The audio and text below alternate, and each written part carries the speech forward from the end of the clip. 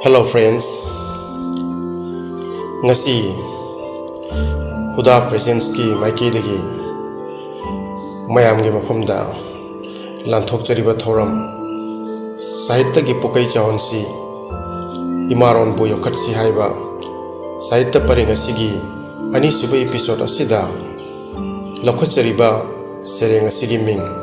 nungsibada thoram asibu Yangbiriba amadi tabiriba khudingmakpu taramna okchari amadi ikai khumnaba uchari loinana channel asibu nungsibiduna like amadi subscribe tobiyo haina khudingmakki mafamda request amatang thamjari hojik ekhoi sereng taminarasi sereng asi ai isamakna ijaba serengni Sereng gi ming nungsibada machu kayana leiting liba chiklaba thamoi gi lekonda machu kayana leiting liba chiklaba thamoi gi lekonda ningtamna leisat tam libin hakpo ningtamna leisat tam libin hakpo Nangi sumhatlabi nungsiba lainamna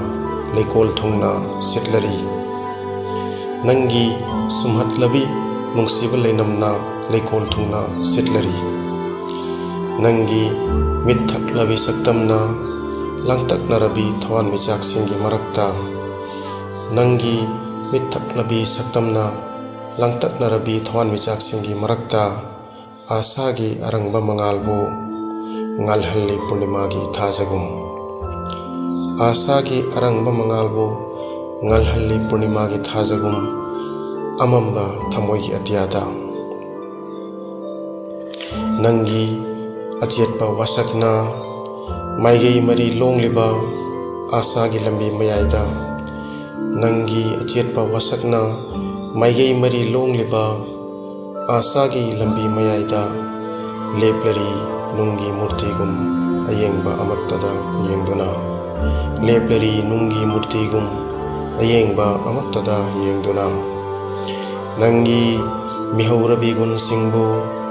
hiragi fijol sedhanduna nangi mihaurabi gun singbu hiragi fijol sedhanbiduna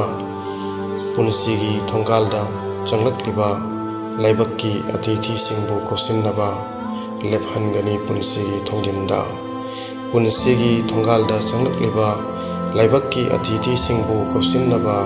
lephanggani punsigi thongjinda sereng pathokjaba loijari thoramasibu